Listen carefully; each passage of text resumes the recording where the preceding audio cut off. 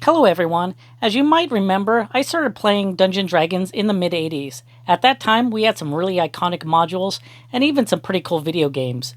We had the Gold Box SSI games, which I never played, but I always wanted to.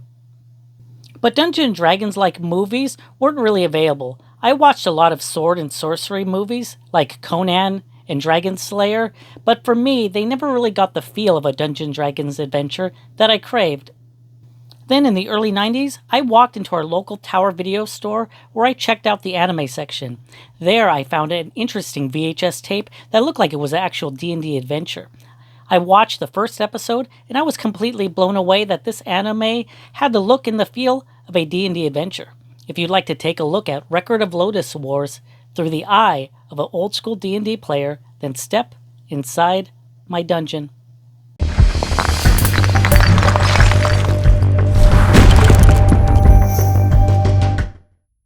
The original series has 13 25-minute episodes, and they all capture Dungeons & Dragons so well. Superficially, there are monsters like goblins, kobolds, trolls, and dragons. There are also fighters, dwarfs, sorcerers, priests, and they all act like their Dungeons & Dragons classes. In the series, the party is caught up in a massive war between an evil warlord and a good king. When I think of Record of Lodoss Wars, I think of the OVA animation and some video games, but what I recently learned is that this series started out as an actual Dungeons & Dragons adventure. The D&D replays were serialized for a Japanese magazine. The replays were adapted into a novel which became the manga series. Then the anime was created that took place during the first novel. Now it makes perfect sense. I remember talking up this anime to other D&D players, telling them how it felt like a D&D campaign. Now I know why it felt like a D&D campaign, because it was one. There are manga that cover the original series in English, but I would like to read the original novelizations, but I could only find them in Japanese. Let me know in the comments if you've seen them in English. The story revolves around Parn, whose father is a discredited knight. One day, he defends the village from a monster attack, and he happens to take one of those monsters down. The villagers want to appease the monster horde, so Parn is banished from the village. Parn wants nothing more than to become a great hero. He is really the glue that holds the party together. Parn's childhood friend is Eto. He left home to become a priest. Now he is a trained priest and can use life-saving healing spells. I guess there's a thief who's called Woodchuck. I know that name needs help, and I say I guess because his first appearance, you find him locked up in a jail, but you never see him pick locks or backstab. He is basically the comedy relief in the series. Deedlit is an elf that can use elemental spells and is still highly dangerous with a sword. She is said to be a high elf, but the story never really gives specifics on what it means to be a high elf. She is beautiful and the love interest of Parn. She joins Parn's quest because of his kind heart. Gim has become Parn's mentor and trains him in battle. He is a veteran dwarf who is skilled using a two-handed battle axe. Gim is on a quest to find a missing priestess. Gim's good friend is Slain. He is a powerful sorcerer who can cast really powerful magic spells like Fireball. This is the party that gets caught up in an epic war when an evil warlord invades other kingdoms. He uses both humans and monsters in a massive army.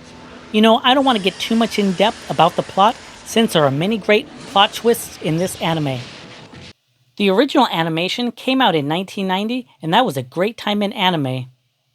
The art, I think, is detailed and beautiful. The character designs look amazing. The backgrounds are equally detailed and varied. The settings can be a village, castle, forests, and even dungeons. I can't recommend this anime enough for old-school Dungeons & Dragons players. The very first episodes start you right off in the thick of the battle with minimal setup when the party goes into an ancient dwarven mine. They must face a pack of vicious gargoyles. The episode ends when the party fights a massive, badass green dragon.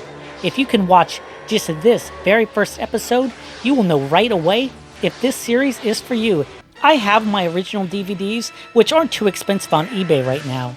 There is a Blu-ray, which has the original OVA and the TV show, which I have not seen. This Blu-ray set is pretty expensive, but the clips on the internet are so much cleaner than my DVDs. If you have the Blu-ray, let me know in the comments if it's worth the price. Record of Lodoss Wars had many video games to come out, but not many of them came to America.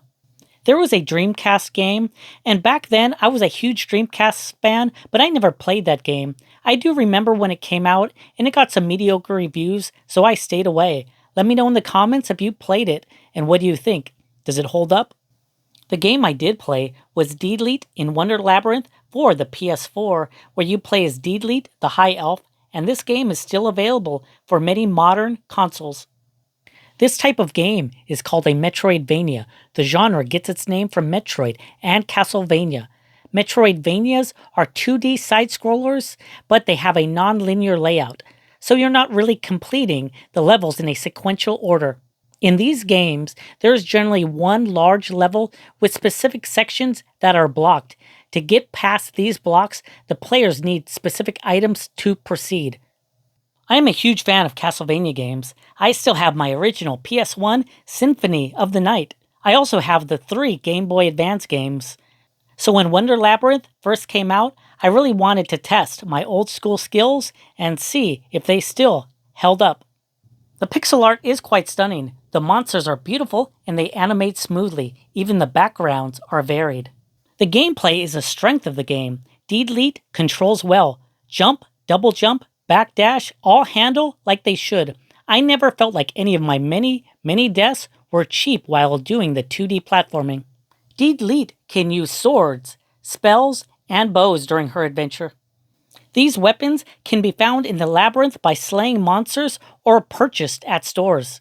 They have 2 different types of stats. There is an attack speed and an attack power. For swords, there are 2 basic types. There's a quick stabbing type and a long, slower greatsword type. Depending on the situation, I switched between both types. Deedlit is an elf, so of course she uses bows, which she uses to rain death at range. I enjoyed the bow with homing arrows. Bows are also required to get past some of the puzzle areas in the game. The game has a wide assortment of spells. There are many different spells, like invisibility, and elemental spells, like fire, wind, and earth. I really didn't use multiple spells. I only used the first spell I was given through the entire game.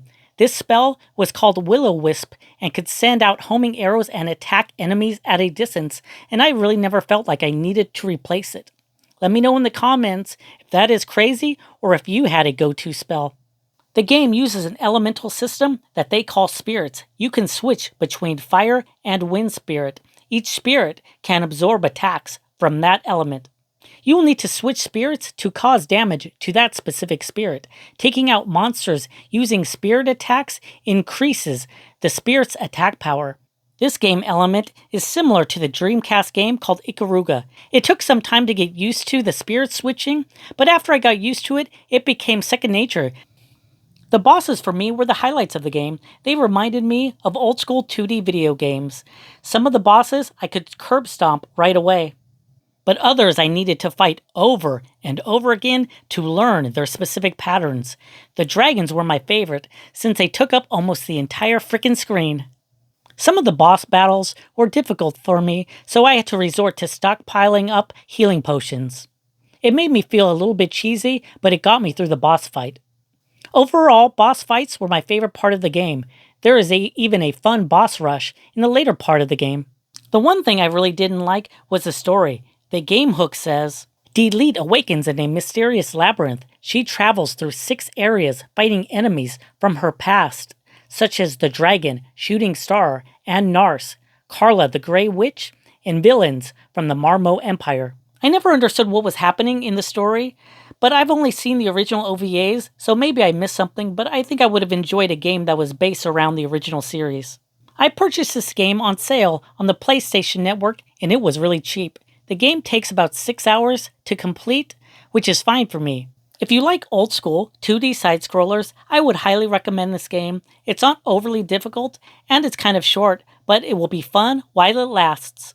I just got a RetroTink scaler, so let me know in the comments if there's a retro video game you'd like to see next. I have a Sega CD, Dreamcast, Genesis, even a Neo Geo. If you want to show support for the channel, all you have to do is make sure you're subscribed, and this helps me bring new content to our community. And I'll see everybody on the next Dungeon Crawl.